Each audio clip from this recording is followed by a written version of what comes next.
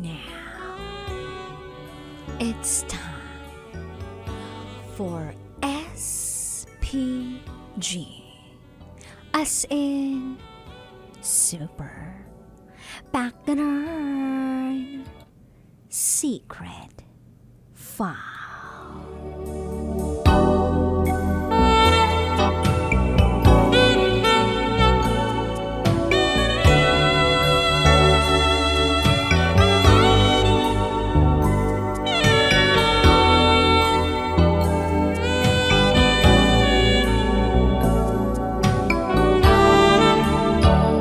May nangyaring duraan sa aming dalawa. At magbabakbakan na sana kami ng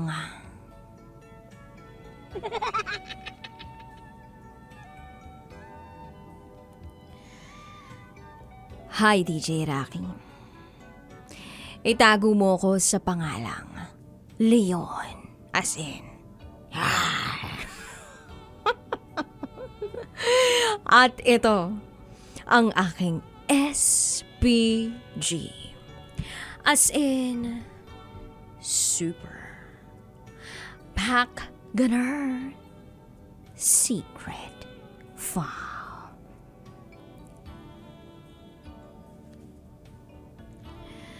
Gusto ko lang ibahagi ang karanasan ko nung medyo bata-bata pa ako. May nakilala akong babae na itago na lang natin sa pangalang Joanna. Sa unang tingin ko kay Joanna, nakyutan na ako sa kanya. Maayos manamit, makinis ang balat, maputi ang muka dahil madalas yatang magpulbos. At ibang klase ang dating. Nung nakita ko siya ay nakaupo lang siya sa tabi. Habang kami naman ng mga kababata ko ay naglalaro ng basketball sa tapat ng kapitbahay namin. Sa umpisa, ay nakatingin lang kami kay Joanna. Pero hindi ito nakangiti. Kaya ako naman habang naglalaro, ay panaylingon ko sa kanya.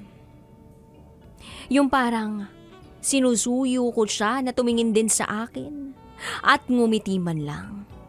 Kinikindatan ko pa nga siya noon para lang magpa-cute. Baka lang maka-score, alam mo na. Nagbabaka sakali dahil binata. Pero laking gulat ko nang matapos kaming maglaro ng mga kababata ko, ay tumayo itong si Joanna. At naghamon ng basketball. 1-on-1. Kay gandang babae. Pero ang siga-siga kung umasta. Medyo na-challenge kaming mga naglaro. Kaya ako naman ay nagpresintang tumanggap ng hamon ni Joanna. Nag-1-on-1 kami. Tiningnan kami ng mga kalaro ko sa amin. May pagka-atleta pala itong si Joanna. Napag-alaman ko ring taga-kabilang kanto pala si Joanna at bagong lipat. Kaya medyo hindi pamilyar sa akin. Naglaro kami. Dribble dito, shoot doon. Agaw ng bola dito, lay up doon. Steal dito, dunk doon. Suwabe naman akong nakipaglaro. Hindi ko inisip na babae siya. Kahit medyo crush ko na siya. Nakakahiya naman kasing magpatalo. Baka makansyawan pa ako ng mga kababata ko. Kaya ayun, ginalingan ko. At ako naman ang nanalo. Pagkatapos ng laro, nilapitan ko na si Joanna para kaibiganin sana at makipag-shake hands. Pero nagulat ako nang dinuraan niya ako sa muka. Sa galit ko, ay nakalimutan kong babae siya. Abay, dinuraan ko rin siya.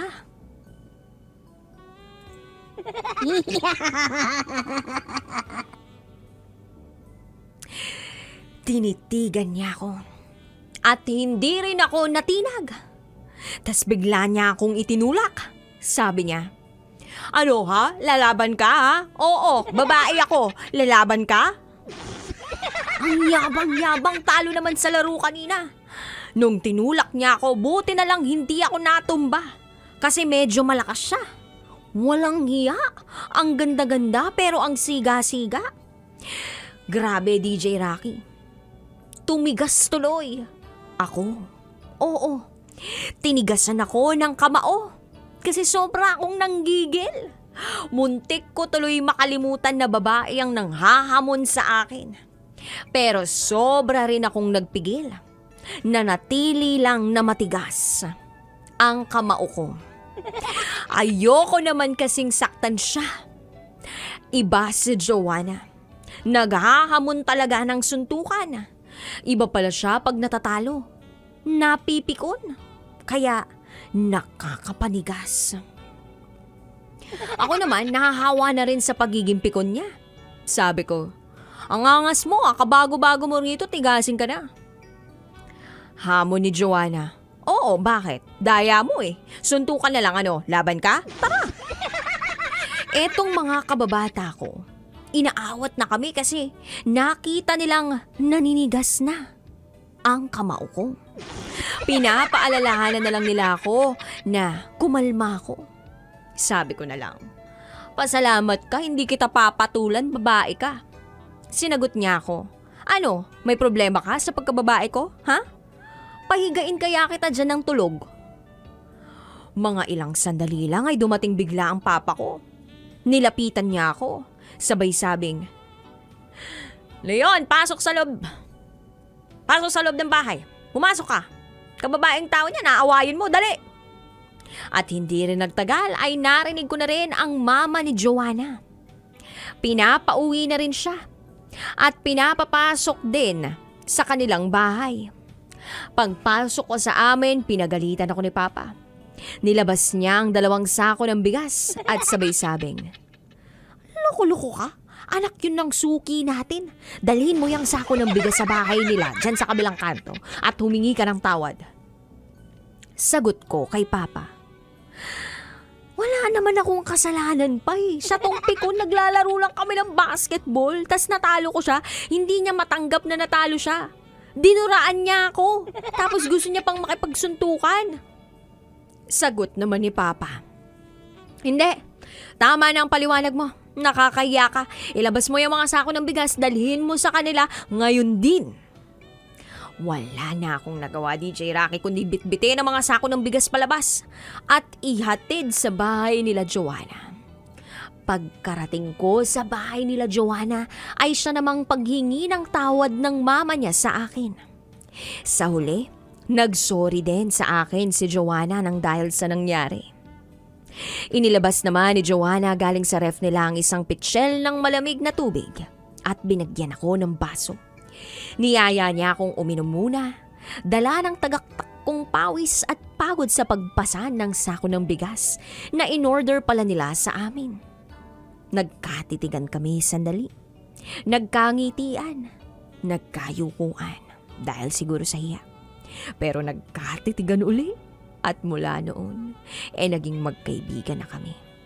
At nanatili rin silang mga suki ng bigasan namin ni Papa. Fast forward, 20 years nang nagdaan simula nang mangyari ang patigasan namin ni Joanna. Eto kami ngayon, 2 na ang anak. Masaya na rin bilang mag-asawa. Oo, DJ Rocky, nagkatuluyan kami ni Joanna. Minsan, nagkakaduraan pa rin. Nang laway, pag nagsisigawan dahil sa mga maliliit na away mag-asawa. At minsan na, nagkakatigasan rin. Nang tuhod, kakahabol sa mga anak namin kapag naglalaro. Sa buhay naming mag-asawa, routine na namin ang labas, pasok. Labas ng pera, pasok ng biyaya. Minana namin ang bigasan ng papa ko at kami na rin ang nagpapalakad. In fairness naman kay Joanna, magaling siyang mag-perform. Dahil alam niya kung papaano magpatakbo ng negosyo nang hindi nagogoyo. Dahil dyan, hindi ko na siya pakakawalan. Kaya kailangan tigasan ang loob sa paghahanap buhay at ipasok ang blessings sa pamilya para hindi labasan ng perang pinaghirapan at hindi maduraan ng mga customer sa bigasan. Hanggang dito na lang po, DJ Rocky. Maraming salamat. Muli, ako si Leon na nagsasabing, Rawr! At ito, ang aking SPG, as in Super Pagner Secret File.